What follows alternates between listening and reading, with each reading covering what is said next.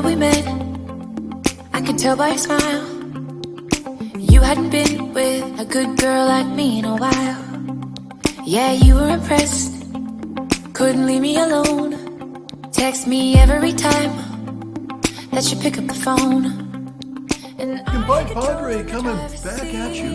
Yes, W.O. Larson's signature seems to always be bringing these really great products. Very, people were buying a truck. They decided that they were going to get rid of stretch. But I mean, most of the time, people have been passed over by new technology and new software. Any planet thing, and you see the guy.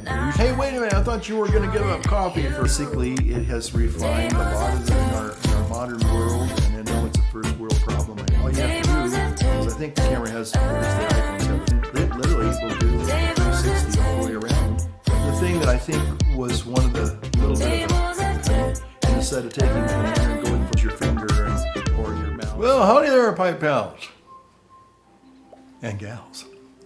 How's it going?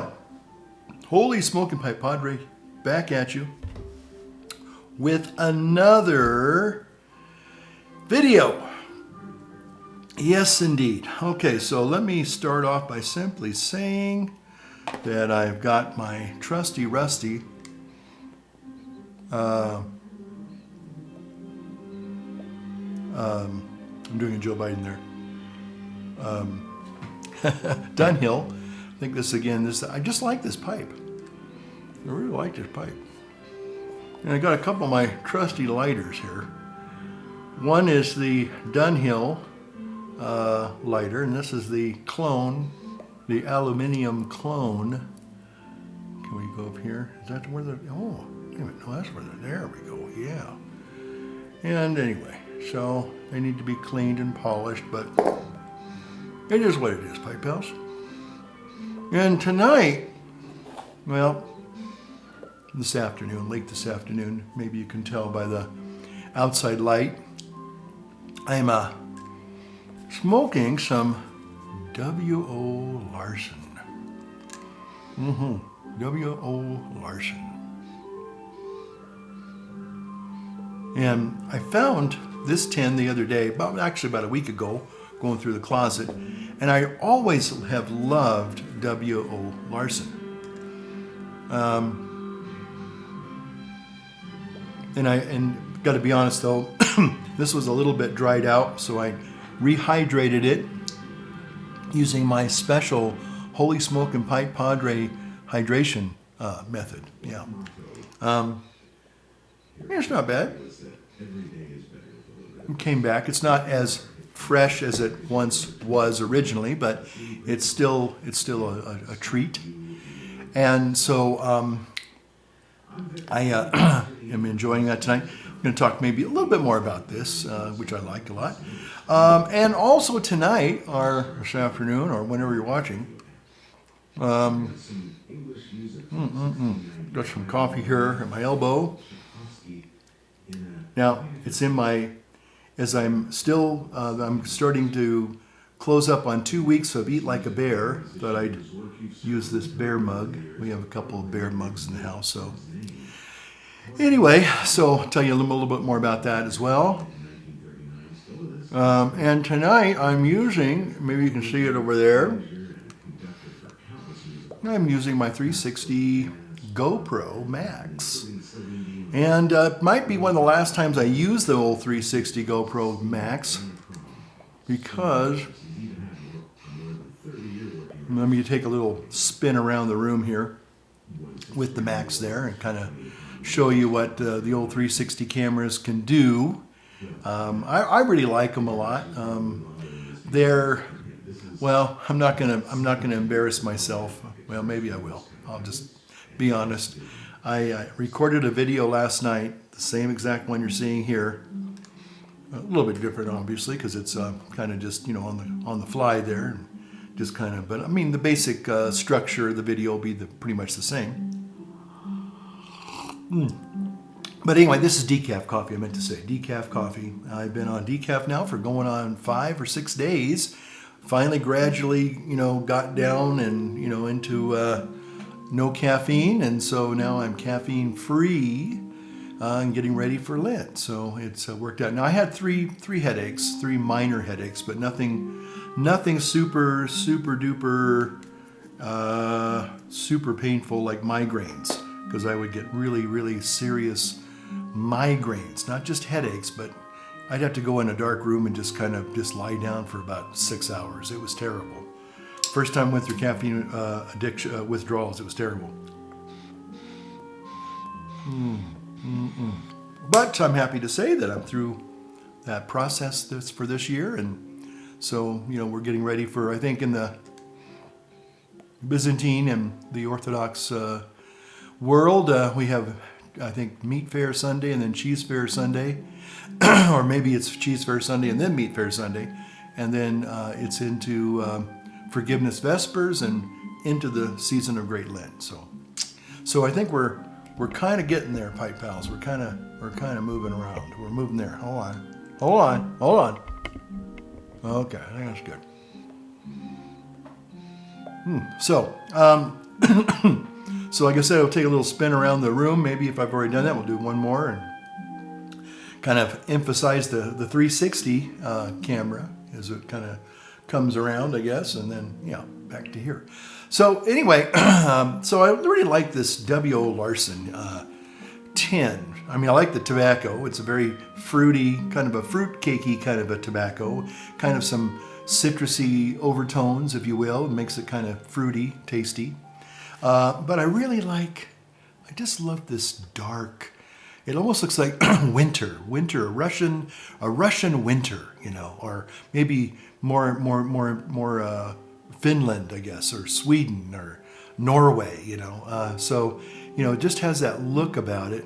Larson, I guess that's kind of like a Scandinavian kind of a name there, Larson, Or maybe you can even say Minnesota, maybe, not so much, but maybe, But the dark winter nights, and we've had, let me tell you, Pipe Pals, we've had our share of winter this year, that's for sure.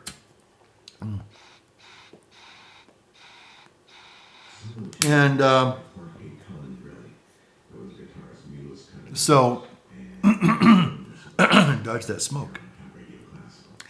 And so when I saw that the other day in the closet,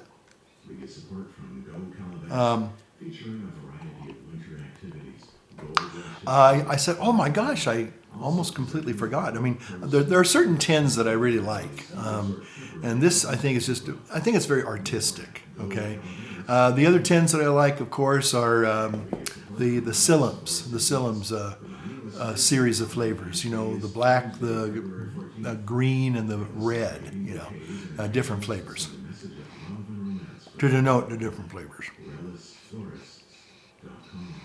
So anyway, I found the tin, kind of spent a few days kind of rehydrating it, and I thought, well, I'll try it out. So I made a video last night.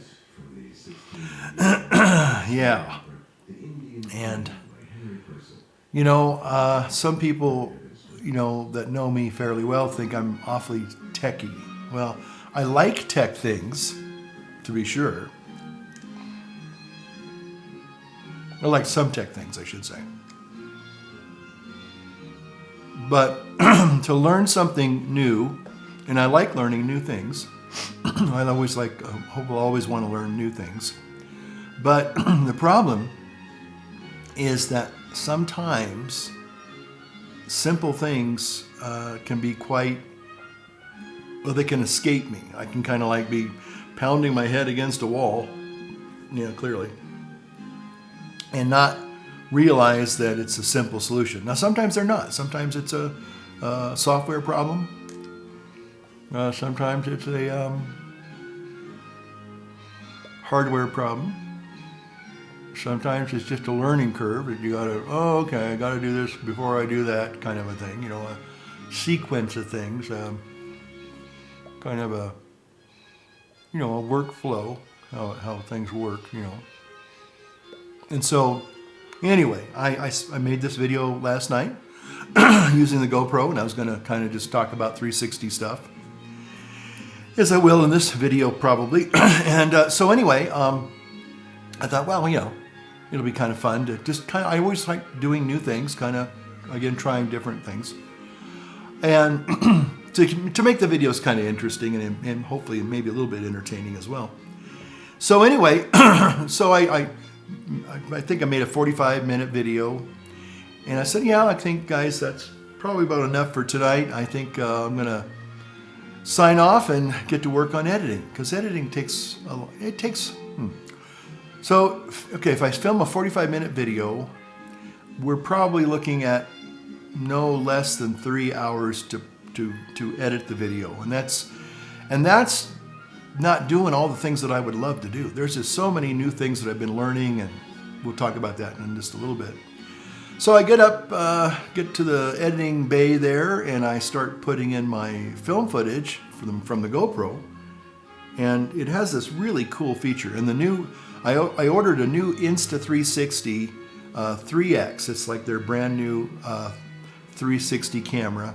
I've heard a lot about Insta360, and I have kind of held off over the last 6 years probably of buying one, because for the most part, I was pretty much a GoPro person.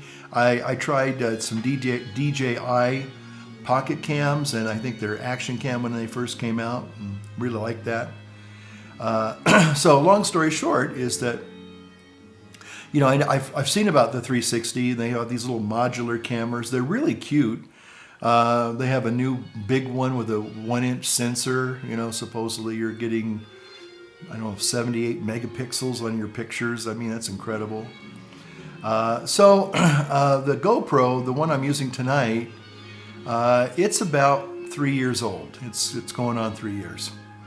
And unfortunately, with a lot of tech, and that's one of my favorite rants, as you all know, you know, it's the shelf life on a lot of these things is just so almost insignificant, you know. So long story short, I said, well, if I'm going to get the 360, one of the things that I loved about this GoPro is a thing called overcapture. And it's just absolute. Once you shoot the video, and then you want to you can upload it as a single spherical video, and I've done that on a couple of occasions, I think, years past. And people tell me, well, it's interesting, kind of, but I don't know what I'm supposed to focus on. Yeah. So, and I've done this on my homily channel too, and people kind of like, okay. For the first few seconds, it was kind of intriguing, but I didn't know where I was supposed to look. And then I finally found you halfway through the video. I didn't know I could scroll around. A lot of people don't know they can actually use their finger or whatever, and actually move the phone around. You know, if you're looking on a phone or a tablet, you just move it around. It's just like you're into a 360 world. You know, it's just, in many ways, it's a really interesting technology. And, you know, came around about 5 years ago, and in the first 6 months, people were, you know, like jumping over, you know, they were like, oh man, this stuff is awesome. This is cool. This is going to revolutionize video creation. Well, it's a great tool.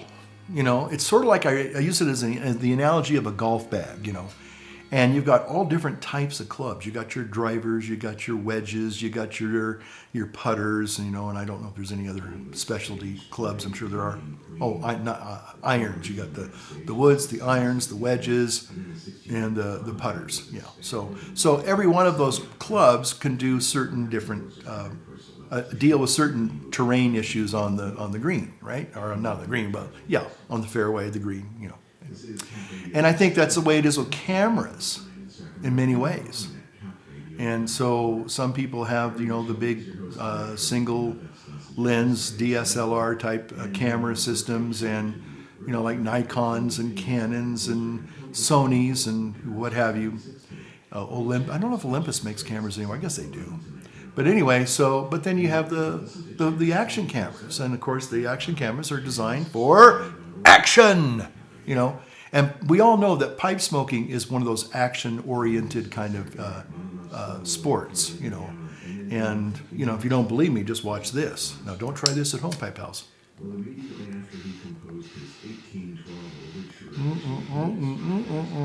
Okay. You know, you're playing with real fire. Oh, see that? That's action. That was action. I hope my GoPro got that. That'd be awesome. Yeah.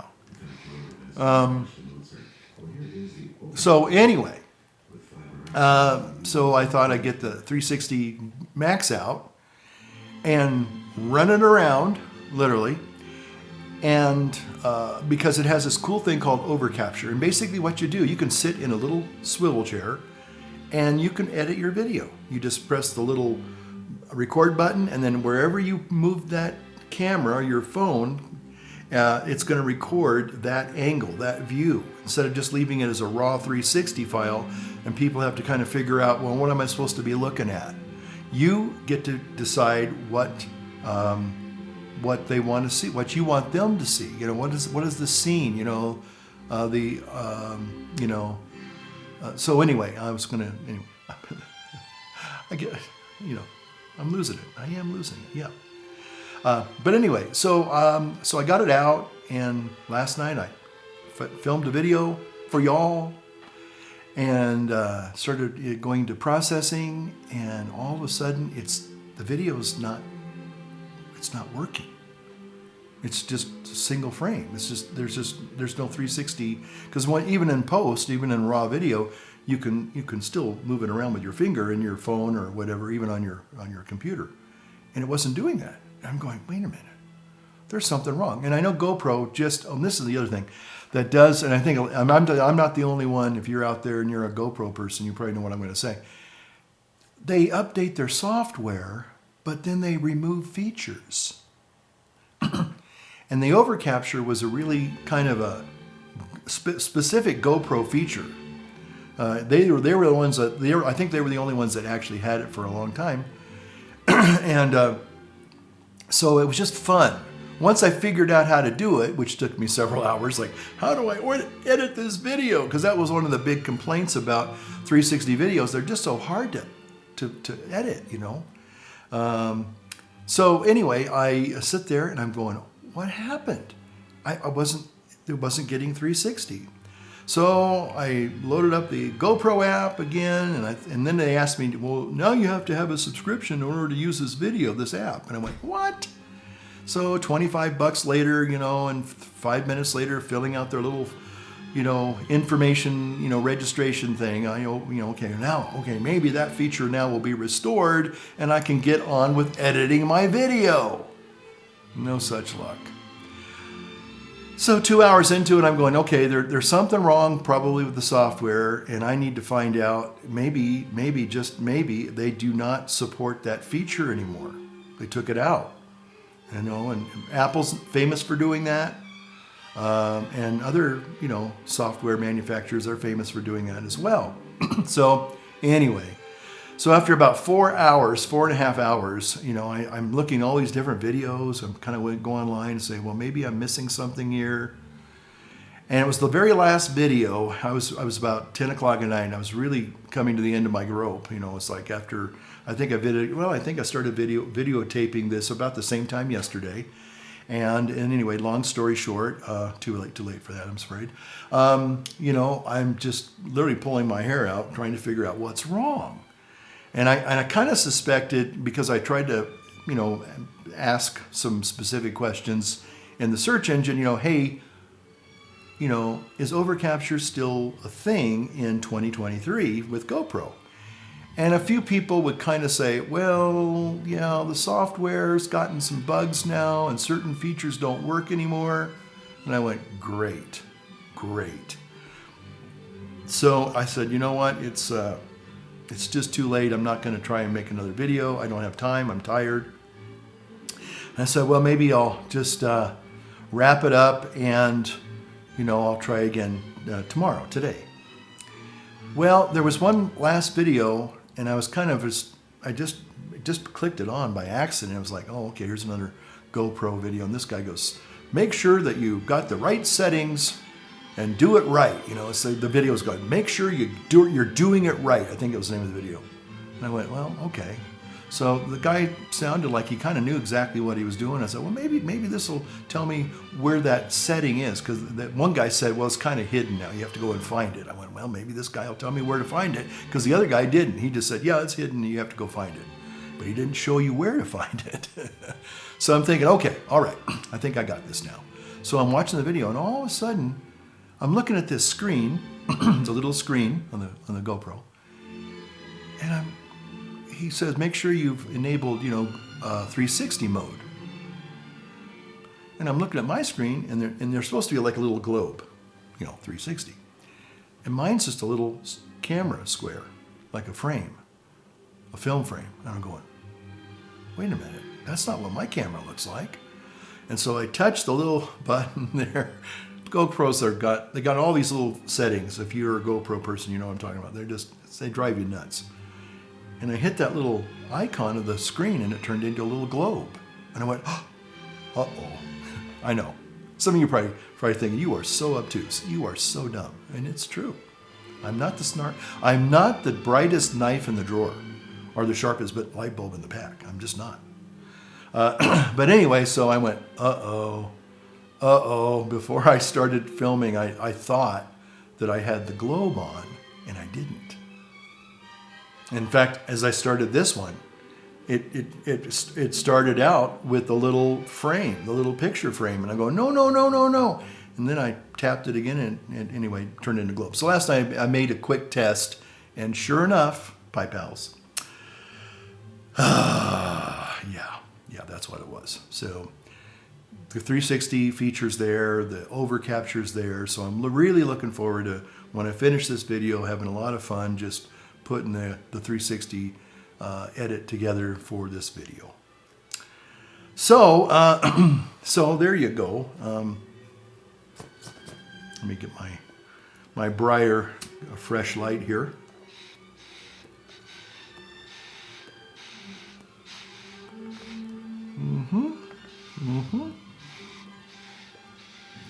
So how are you all doing? Hope you've had a great week. We're still in the heart of winter. I guess that's why I kind of resonate with this image. It just has that wintry feel for me. Maybe it doesn't for you, but that these dark nights in the heart of winter, I just love this, being in like Scandinavia or Finland or Norway or Sweden. Yep, sure, you bet, yeah.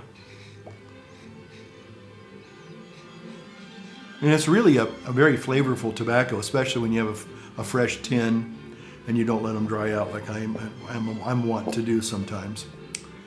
So, but winter, maybe a little B-roll of winter there as I'm talking. Yeah, winter. I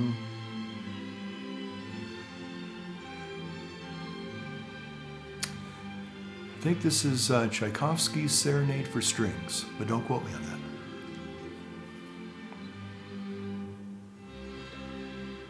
Again, Russian winters. I saw a video about Irkutsk, way up. Whoa, we're talking close to North Pole type stuff. And it's 80 degrees Fahrenheit below. Now that's cold. That's cold, yeah. And it's so cold that they have to have they have little, they're like tea cozies for cars, car cozies. The opening movement of Tchaikovsky's 1880 Serenade for Strings that was by Naresh Kanadi in St. Petersburg, Philharmonic. I'm Victor Foreman. And it's just incredible how cold the weather is there. So, looking at the winter here is, I'll show you this little video here.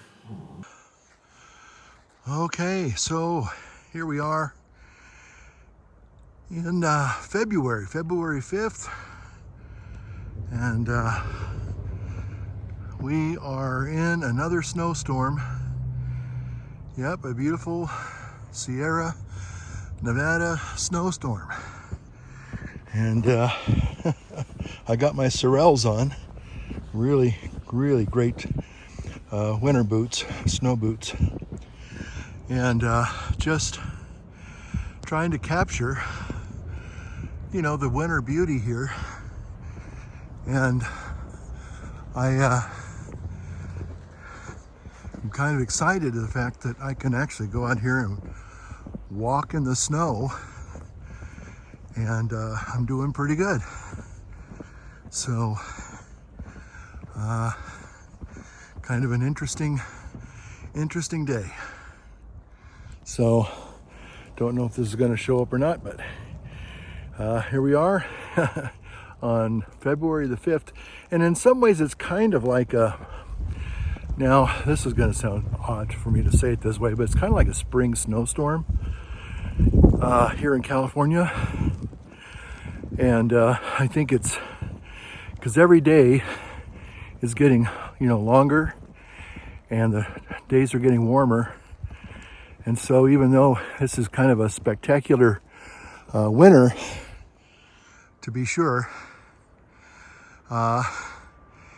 it won't last,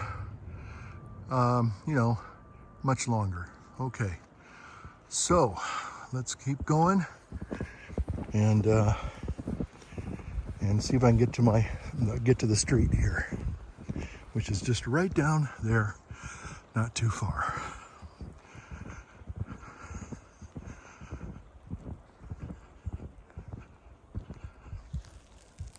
In Georgetown. So as you can see, we're still in the midway point, probably. They say that February here Dedicated to serving is the coldest month in the year, but we don't get, thanks be to God, we don't get Arctic temperatures. We don't hardly ever go below zero. We get close, maybe a few nights of the year, but mostly it's in the teens, the 20s for the most part. So it's not that bad. So you get, the thing that I'm concerned about is the accumulation on the roofs of the buildings, the church. And, it's sometimes the thing that happens here, and it's happened now the last 2 years especially. The first 2 years I was here, we got some snow, but not, it wasn't like, it's not like it is now. We'd get a couple of storms, we'd get some accumulation, it would melt, and then we get another storm, and I think that's kind of the way it is with most places here. Anyway,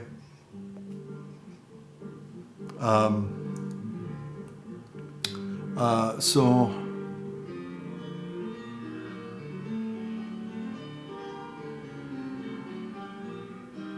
is this Chopin? I think it is, yeah.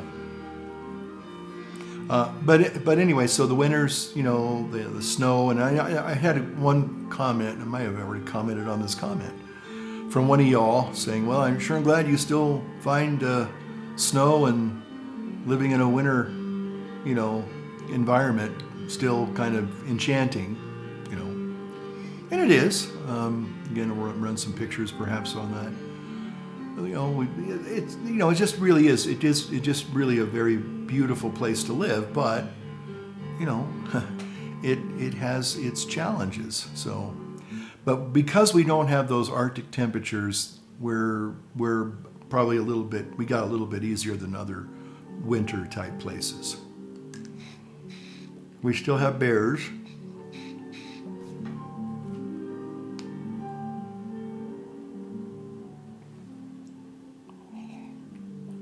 Love my bears.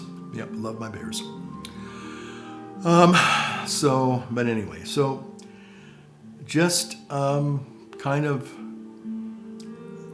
trying to, envision spring. Now, when I lived in the valley most of my life, right now, as I'm speaking, the orchards are all probably blooming. If they haven't bloomed, they're getting ready to bloom. If they bloom, they're already past blooming. And so there's, you go down in the valley and it's just this lovely kind of springtime. And it is, it's springtime. And that's why I kind of said in this video here that, this really is, at least for California, this is, even though we are in the middle of winter. We got 5 more weeks probably of winter. The groundhog saw his shadow in Punxsutawney, PA. And but the thing is that I know that right now like I said, in the valley, spring has already started. Okay, so it's kind of nice up here because we'll get an actual, more like the calendar version of spring, not the California altered or denatured version of spring. Because I remember getting ready to go to Minnesota one year. It was in January, and late January, and I was visiting a friend in SoCal, and we were walking around in shorts and flip-flops, 70-degree weather, sometimes at close to 80 degrees in January. So I always thought that was a little odd. We're supposed to be, sweaters and coats and gloves and, snow boots, Sorels. Love my Sorels. But anyway, so, okay.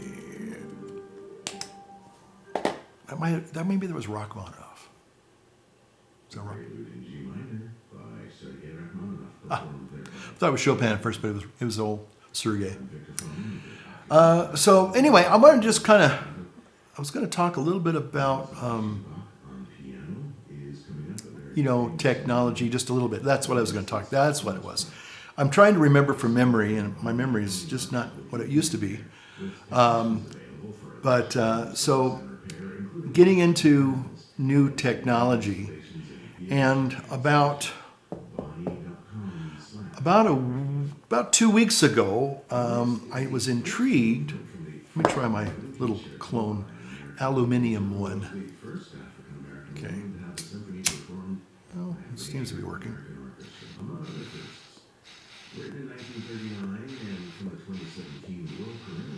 Okay, so there was an interesting video about AI, artificial intelligence. Now, I'm not here to endorse or trumpet, AI. I think there's certainly a lot of room for concern about a lot of these new technologies, to be sure. But when it comes to photography and art and creative endeavors, there's been several videos in my little YouTube queue which have been talking about well, maybe not so much the advantages. In fact, some have even kind of said some alarming things about AI.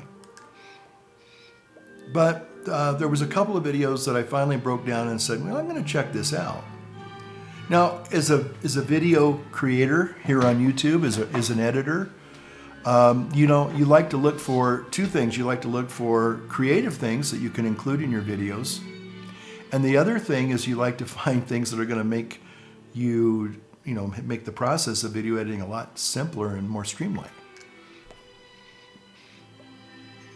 And so, anyway, what intrigued me was the first video that I saw was you could actually, it was called text to video. And what you do is you say something like, dolphins swimming in the ocean with a blazing sun in the sky.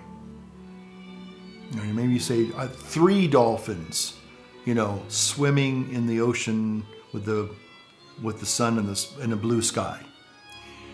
And you just type that in, text it in, speak it in, whatever it is you do to enter text. And within a few minutes, they will generate a video with that whole concept. And it's amazing. Now, the videos are they look kind of more like cartoons, some of them. But like this one guy was doing a waterfall in a forest. And then if you don't like the first rendering that comes up, you could say, like redo. And then another version would come up. Or maybe you could add another thing like, waterfall flowing into a babbling brook in a forest, and then it would come up with all these other ideas, and it was just incredible. And so now where it really is starting to be a little bit more advanced, but again, it's kind of creepy. They showed these pictures, and this is how one of them. This was more photography, not video, but this is photography. And they were showing these pictures. You know, the guy. You know, sometimes like you'll have a person just talking, but then there'll be pictures, and you won't see the talking head. You'll just see the person. So you're saying, well, take a look at these girls here in this picture, and you go, oh, those look like some really nice girls at a party. You know, pretty young girls. You know, these were not those kind of pictures, but these are just normal pictures of people in, you know, kind of casual settings, you know, like, you know, they're sitting there and they're holding a drink or they're eating a piece of birthday cake, that kind of stuff. And so I go, oh, okay, it must be friends of yours or something. And the guy goes, what you're looking at are not real people. I mean, and I look and I go, what? Because, you know, if it's like a stylized image, a drawing, a painting, even a cartoon, you know, or even animation, you know, anime kind of things, or you know, CGI. But these were just like, wait a minute, that looks like a real, you know, bunch of young college students, you know, having a little birthday party on Friday night kind of a thing, you know, and you know, it's one of these like Polaroid shots, like intimate shots, like, you know, you're, hey Joe, smile, you know, click, you know, and you know, that kind of thing. And these kind of very casual, slightly, you know, intimate, you know, gatherings of people, you know, that you would see at a party or a gathering. And it turns out that they're not real. They were all AI created. I think a lot of us have heard about the AI voice impersonations, you know, that's another thing that's been talked about now probably for the last maybe year or so. So anyway, but then they started pointing out how you could begin, what you would see though, are these really strange anomalies. But they were so well blended in that you didn't quite see it until somebody pointed it out. But they had this one girl and she's looking at you like this and she's got a drink in her hand. And then they say, but look at her fingers. She has 5 fingers and a thumb. And you go, whoa, what was that? Wait a minute, what, you know, and they pointed out like they had another one where the guy was talking about some kind of a tech gadget. And so they created the picture and the guy's got the tech gadget and you're going, wow, look at that. But instead of it being like, when you look closer, it's like, it's some weird, kind of like a Franken Nintendo something, you know, it's not really, it looks like a piece of technology, but it's not accurate, if that makes any sense. So anyway, it was just kind of bizarre, and they were talking about that. So about the last week, I started seeing these things for AI, artificial intelligence, photo editing programs, and I have to say I was hooked. I was hooked. And again, it's not 100%. I mean, it's not like you give them your iPhone picture and it just turns it into this beautiful masterpiece. It has layers to it. You know, all good Photoshop type programs, photo editors have layering, so you can, you know, work on different parts of the picture and bring out certain things and all that. But this basically, you know, it kind of walks you through and it makes suggestions. It can do a lot of interesting things. It enhances a lot of things, what it does. It does the AI basically does basic enhancement, and then you can either choose that or you can choose to go deeper, whatever. But it's if you haven't been school trained in true photography editing, it kind of walks you through, kind of like, you know, takes you by the hand and it walks you through learning how to do photo editing. And I thought, well, you know what? That may not be such a bad program to have. And so I got it. It's called, I think, Luminary Neo or something like that. And it's an interesting program. I love playing with it. I just got a copy of it the other night. And you can do some amazing things with your photos. And if you're not really knowing how to do color grading and all that other stuff, and how to, again, separate certain things like the foreground and the background, and then you bring out certain details, because sometimes you take a picture. I'm famous for this. Get a picture, and it's a nice picture, but maybe the subject is dark. Everything else is beautifully lit. You go, wow, this is a beautiful day, and you're just clicking away, and you get home, you go, oh, I'm really dark. Or the person I was taking a picture of, or the thing I was taking, they're really dark. Well, you can separate that. The AI can give you some hints, like you might want to look at this, and this, and then start tweaking it, fine tuning it. It's like, oh, okay. It's like somebody kind of instructing you how to get a better picture. So I'm really excited about that. But like everything else, like I think Apple just I've talked to you about, one of my rants is that technology, because it's always cutting edge. It's always cutting edge, always will be. And so the things that you buy today are probably obsolete the day you buy them. Yeah.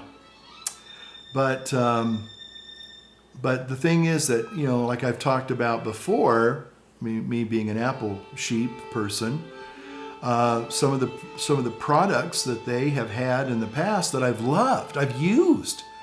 I mean, my iMac Pro, actually my Mac Pro 2013, well, even my Mac Pro 2008, I mean, these are machines and products that I've used every single day. They're just, I depended on them to be there to help me make videos. And so, but again, because technology is always moving on, the older hardware just can't keep up with the newer software and the newer technologies.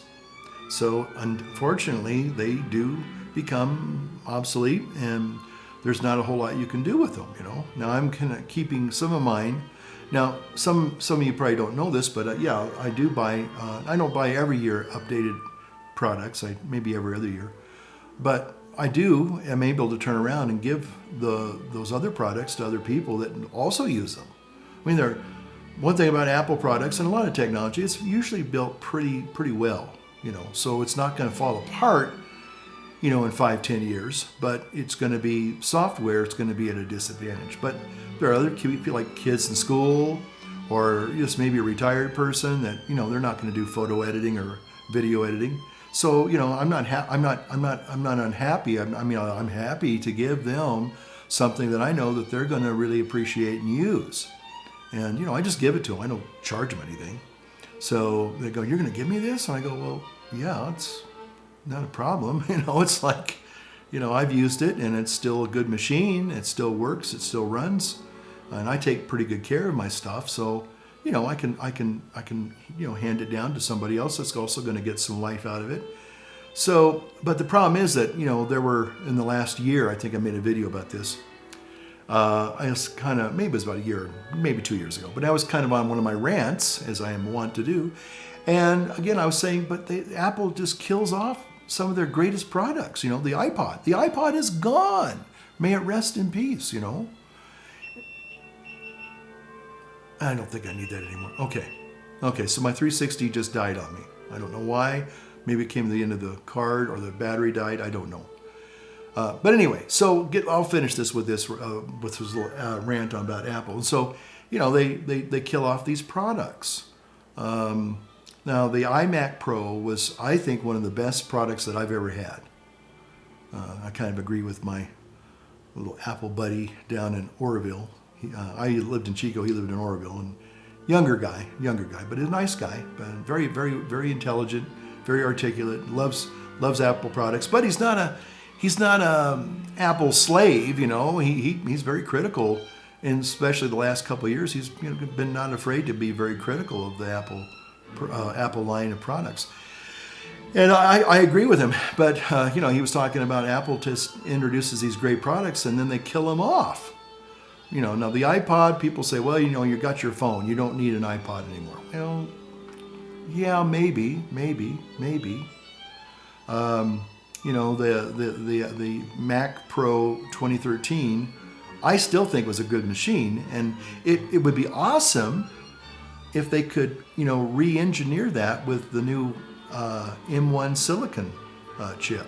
That'd be a really good platform for the M1, or M2 or M3. And then they had the HomePod, and they killed that off. So it was like, in fact, it was one year that they killed off, I think, 3 of the Apple products that I love the most. The 2013 Mac Pro, the iMac Pro, and the HomePod. And I had just bought several HomePods about 2 years before, and they killed off the HomePod. But relax, there's hope, dear Apple people, that they actually brought the HomePod back again. They didn't make really many big changes to it. It's essentially the same thing with a couple of extra sensors, and that's it. I think they dropped the price by $50, but I don't know. I mean, it is a business first and foremost. So, but the thing is that once you learn how to use some of these products, and you can create things and use them for your work to make your life a little bit easier. You do get stuck in to that ecosystem, as we say, the Apple ecosystem. You've made an investment. You got the phone, you got an iPad, you got an iMac. And they all work together in many, many ways, and they do some really amazing things.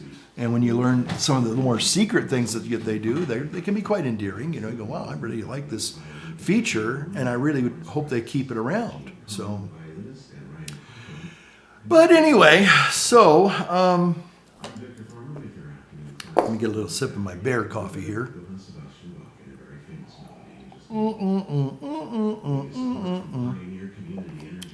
Oh, and then the last thing I'll talk really, really briefly about is the Eat Like a Bear program that I've been on. Monday it'll be 2 full weeks, and so the reason why I guess I kind of got into this, and it was just more of a kind of a little bit of a lark, and I was just intrigued, and I think I shared with you a little Amanda Rose, this little lady that lost 140 pounds and just really turned her life around. But she's just a little firecracker, and she cracks me up, and she just has a really fun way of talking about the whole concept of health and fitness. And she's not some bikini model or some gal that's pumping iron and stuff. I don't know if she does weights or anything, but she loves hiking with her boys, and they live down in, I think, Santa Cruz area, and so they're kind of, I guess, Santa Cruz. No, that's on the coast, but they're in the forest like I am, so in some ways similar. But so anyway, I guess I got to be honest with you. I'm just simply intrigued by the reason why they call it Eat Like a Bear. Now, real bears, they're scavengers, for the most part. They'll eat they're not like goats, but they will eat a lot of stuff that's most people would like. Ugh, Now they love sweets. That's for sure. We had a bear break in here, and I wasn't here at the time, but about 5-6 years ago, a bear broke in and just walked through the church and went to we have a big room. We call it the garage, not garage, the garbage room.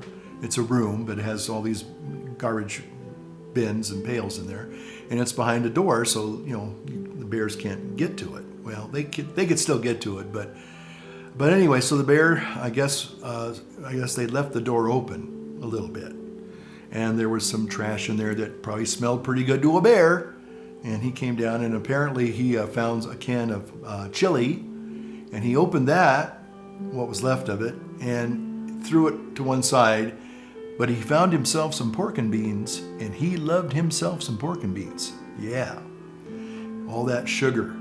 The bears love honey and sugar and fruit, oh my gosh. So, but anyway, so if you eat like a bear, a real bear, you're probably not going to be eating a lot of food that's going to be conducive to true weight loss. And so the secret really is, and I've stumbled upon this 2 times in my life, and that's how I lost a lot of weight 10 years ago. And that is you only, it wasn't the fasting.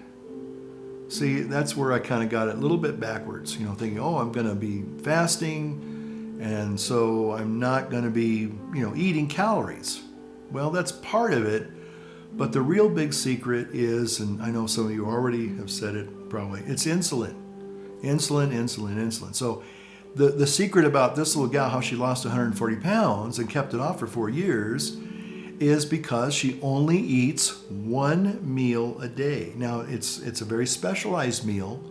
They're tasty. They're not, I guess if you were eating a gourmet, you could probably make it gourmet, I guess. If, something really, you could really make some of the components a little like finer type things, But anyway, the thing is that she eats like midday, and after that, nothing else. Nothing. And I did that 10 years ago, and I kept thinking, well, it's the fasting. No, it's the fact that you're not spiking your blood sugar every hour or so, with snacks. Even healthy, quote unquote, healthy snacks, or paleo snacks, or keto snacks. And you just, as long as you're not spiking your blood sugar, your insulin becomes tame again, and your body begins to then, go through your adipose tissue and starts using that for fuel. So the last 2 weeks, I've been extremely faithful to this little eating program. And, basically, you're a little peckish at night. I'm not going to deny that. I'm not going to lie. But you learn to live with it. You learn to say, well, okay, there's another advantage to this.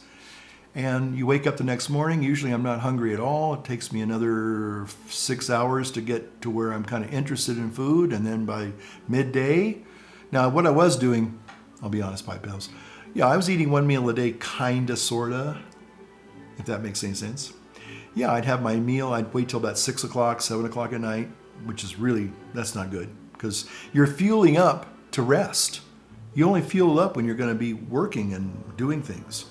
And that's another concept that I think is really important.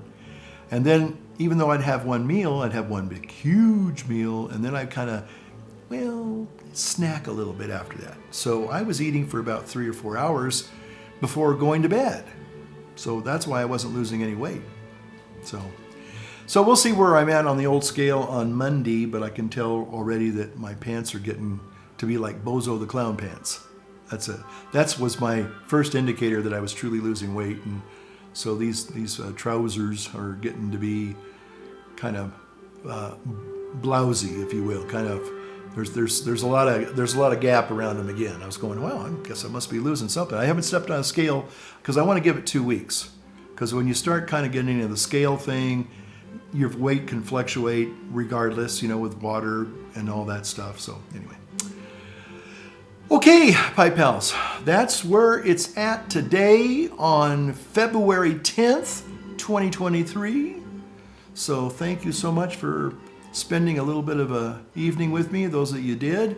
And so, as I like to say in closing, see, here we go here, which one's going to work. Light up your world and be salty. No, that's not that. That's not it. That's not my logo. That's not my moniker. Light up your world and light up your life. No, light up your pipe, light up your world. That's what I say. Yeah. See, I'm losing it. I'm losing it. Okay. Thanks for watching. We'll see ya in the next one. Take care.